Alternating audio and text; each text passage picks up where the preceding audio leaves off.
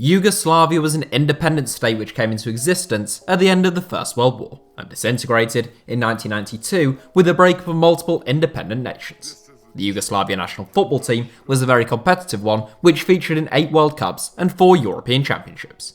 Yugoslavia were one of only 4 European nations at the first World Cup finals in 1930, and their best showings came at the 1962 World Cup when they reached the semi-finals, and at Euro 1960 and Euro 1968 when they reached the final of 2 European Championships.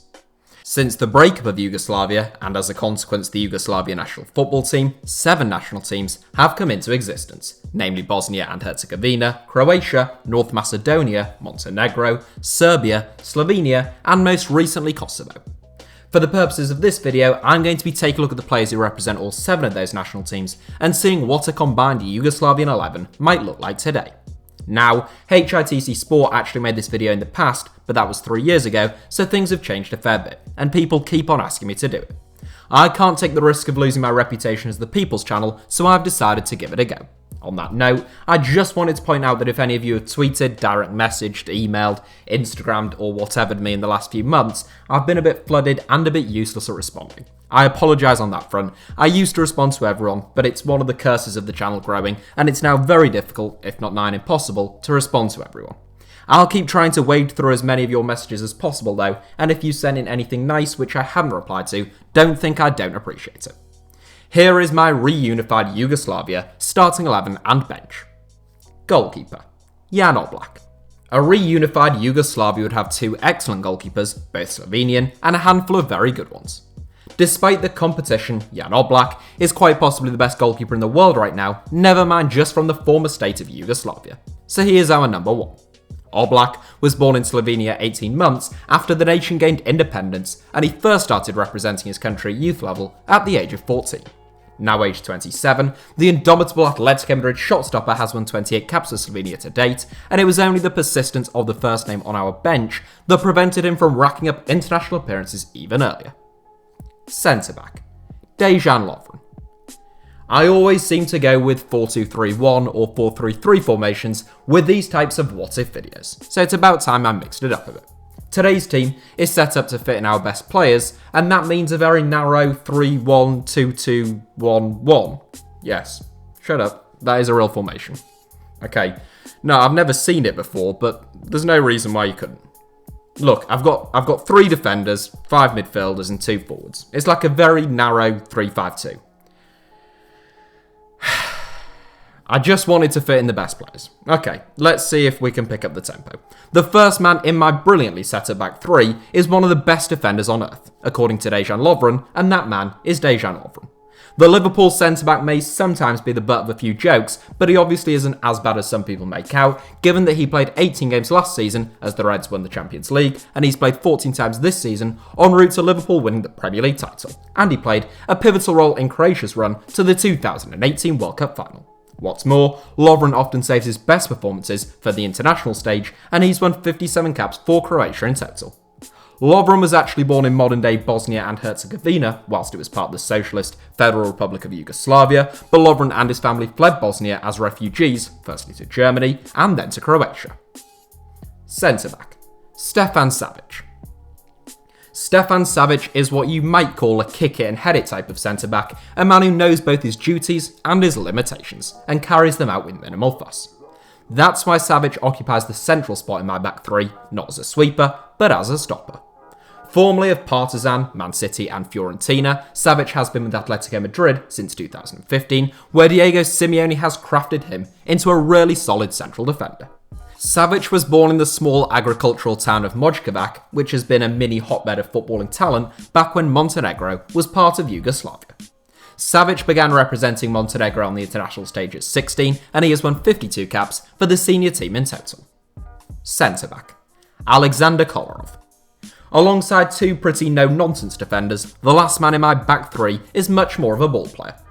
Alexander Kolarov is primarily a left-back, although he is no stranger to deputising as a centre-back, and I think he'd be more than comfortable playing on the left of a back 3. One of the elder statesmen of this side, Kolarov was born in Belgrade, which is the modern-day capital of Serbia, and was at that time the capital of Yugoslavia. The second former Man City player in our backline, Kolarov has been at Roma since 2017, where the 34-year-old has had a real renaissance in Serie A. He has won 90 caps for Serbia, he has a wonderful left foot, and he was among the first names on my team sheet. Defensive midfield, Marcelo Broznich. I think you'd agree that we're off to a decent start, with the exception of some scepticism about the formation, but the weakest area of this team is actually the defence, and things get even stronger from here on in. At the base of our midfield, and the first one in this ingenious 3-1-2-2-1-1, we have Inter Milan star Marcelo Broznich. A perennially underrated footballer, Brozovic has been excellent since signing for Inter from Dinamo Zagreb in 2015. Brozovic was born in Zagreb a year and a half after Croatia gained independence, and he has won 51 caps for his native country. Central midfield, Luka Modric. Among strong competition, you could probably still fairly describe Luka Modric as the star man in this starting 11. In the autumn of his playing days now, soon to turn 35, Modric was born in Zadar, the oldest continually inhabited city in Croatia, whilst Croatia was still part of Yugoslavia. Modric has been part of Croatia's international setup since under 15 level, making his senior debut whilst playing for Dinamo Zagreb in 2006. He has gone on to win 127 caps for Croatia, becoming undoubtedly his nation's greatest player of their post-independence era. The former Tottenham man has been with Real Madrid since 2012, and he famously, but rather generously, broke the Messi and Ronaldo duopoly over the Ballon d'Or in 2018. Central midfield, Miralem Pjanic. I told you our midfield was impressive, and I wasn't kidding. Some serious talent had to miss out on this 11, which I will come to with our substitutes bench, but one man who simply couldn't miss out is Miralem Pjanic. The classy Juventus midfielder, who recently turned 30, was born in the city of Tuzla, modern-day Bosnia, prior to the breakup of Yugoslavia. Shortly before Pjanic turned 2, Bosnia voted by a margin of 99.7% to 0.3% in favour of gaining independence.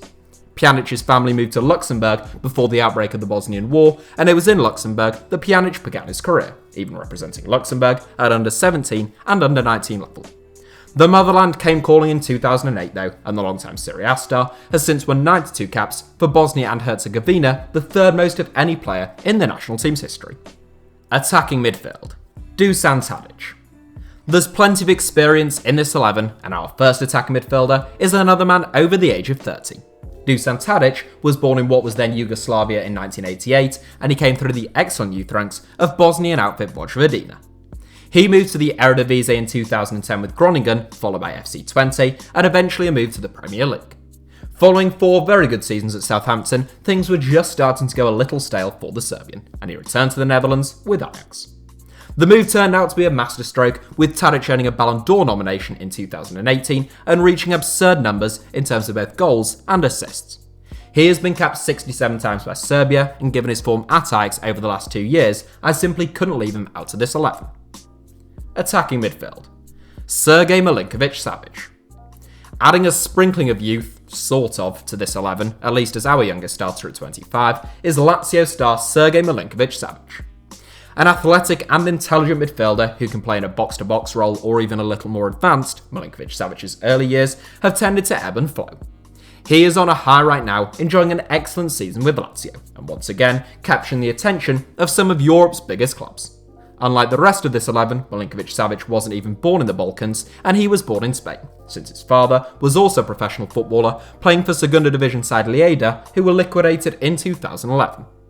Milankovitch-Savic has been capped 15 times by Serbia, but for a man who chips in with plenty of goals at club level, he is somewhat surprisingly yet to bag his first international goal. False 9, Josip Ilicic.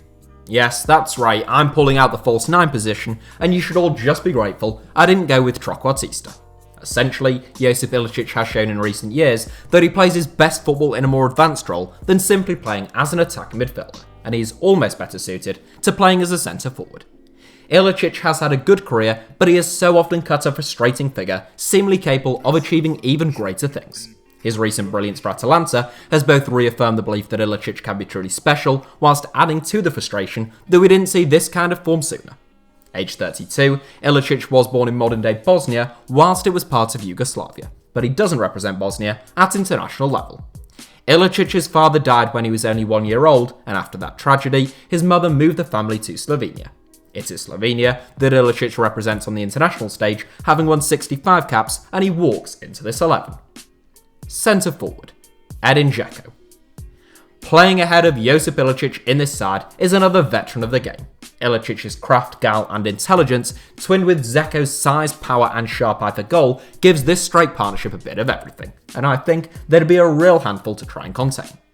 Born in the Bosnian capital of Sarajevo prior to Bosnian independence, Dzeko is the most capped player and the highest scorer in the history of the independent Bosnia and Herzegovina national team.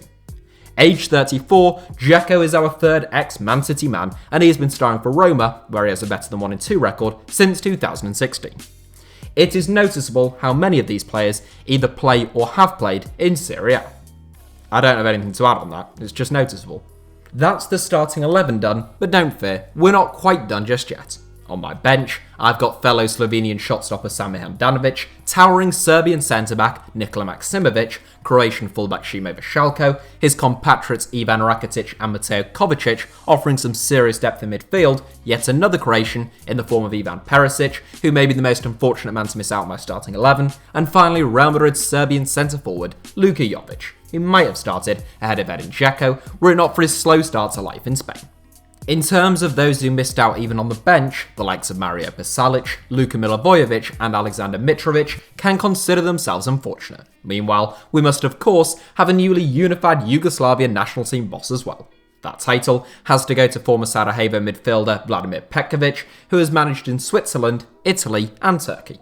The former Lazio boss has been managing the Swiss national team since 2014, where he has done an excellent job. But I'm sure we could tempt him over to our newly reunified Yugoslavia national team with a chance to coach the likes of Jan Oblak, Luka Modric and Miralem Pjanic. That is it from me on this fine Sunday morning. I recorded this video on Friday, so if there's currently a violent thunderstorm or hurricane where you are, I apologise for the insensitive comments. Thank you all for watching, you're all brilliant, especially if you're the type of person to like this video and subscribe to HITC Sevens.